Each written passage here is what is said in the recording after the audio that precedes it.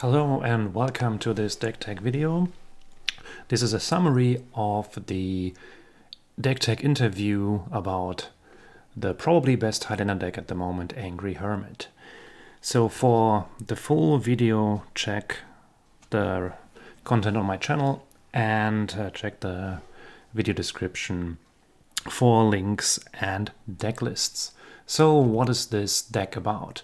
The deck plan is to, as quickly as possible, mill your entire deck to reanimate Thassa's Oracle and win instantly. This works via Hermit Druid for the mill part and Dread Return for the reanimation part, and there are certain steps in between that lead to victory. So the first thing, Hermit Druid works as a full mill option when there is no basic lands in your deck. And then you reanimate Thassa's Oracle, which will then scry, and you will have less cards in your library than your Devotion to Blue and win. This you can do via Dread Return, which is by then also in the graveyard, and it needs 3 creatures to be sacrificed as flashback. So if you go the Hermit Druid line, this is on the battlefield.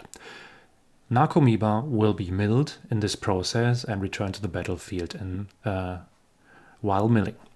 And there is also creatures like Fate Stitcher, which cost 1 blue mana to unearth. So unearthing the Fate Stitcher for 1 blue mana means that you have the requirements for Dread Return Flashback fulfilled and can win with the Oracle.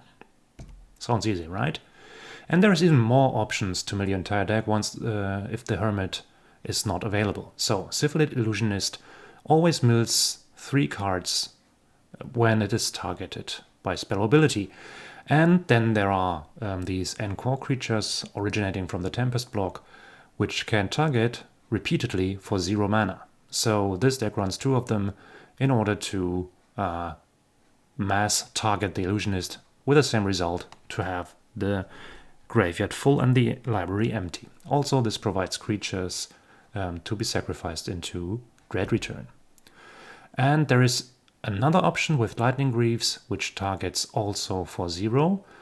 This problem here is that you cannot target the equipped creature again, which would work with other equipment, but Lightning Greaves gives Shroud, so you cannot target the same creature again, so you need a bridge creature, so to speak.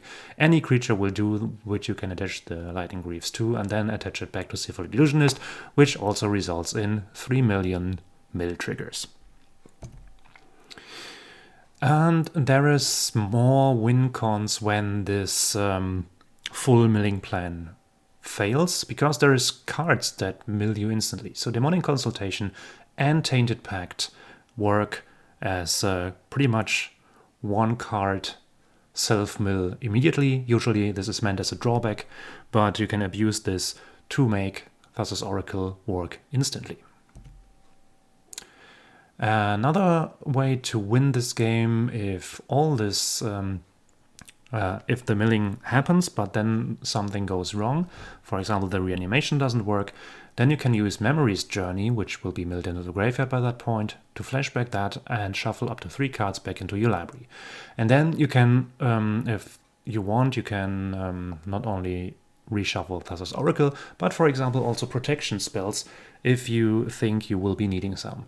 And Abeyance is a very elegant one for that matter, because it draws a card while protecting you, so putting these 2 cards in your deck works quite well. Then you have a 2-card library and can win the game next turn as a fallback. And there is more win cons, which even work without any blue mana. So of course Memory's Journey works if everything is safe. You can simply put only the Oracle back in your library and win next turn. But you can also cast Claim or Unearth in order to be able to reanimate the Oracle and possibly win via that. All that requires, of course, that you got rid of your library somehow. And in order to facilitate to make a deck plan work, there's a lot of tutors. Demonic Tutor and Imperial Seal are insanely good tutors, as are Tainted Pact and Demonic Consultation, because of the aforementioned milling option. Muddle the Mixture is also elegant. The tutoring option for 3 sorcery speed is quite clunky, but it can also act as a counterspell if necessary. And transmuting 2 mana spells is quite relevant because you can get the Hermit, the Oracle, the Tainted Pact, or just get Demonic Tutor if you need more complicated stuff. There is more creatures that, more tutors that look explicitly for creatures, because there's lots of creatures involved in the deck plan, so it pays to also run creature tutors like these. And there is also tutors on creatures that find different things. For example, Fauna Shaman is the survival of the fittest on a stick, and then Fiend Artisan is sort of the birthing pod, the Recruiters, and the Spellseeker, which doesn't tutor creatures but small spells, which are also needed for the combo, as we just saw.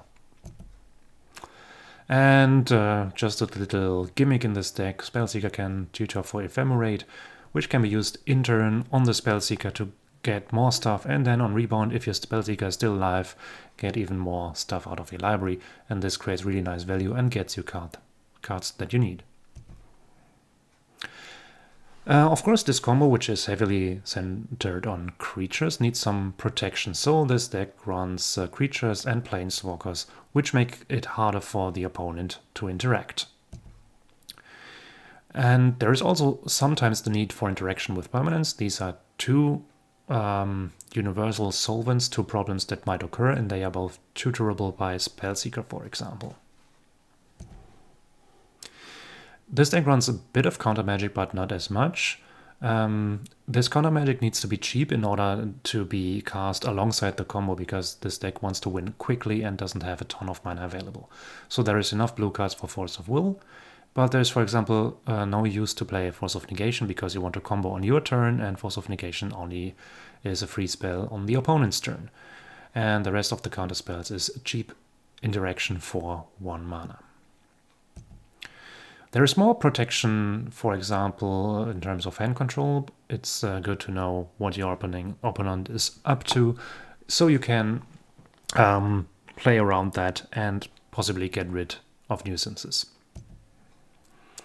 In order to make this deck smooth, there is a lot of cantrips, as always in blue Highlander, so Ponder, Portent, Preordain, Serum Visions, and also Portent, Once Upon a Time, Sleight of Hand, Gitaxian Probe, which are everything very useful to make the deck run smoothly.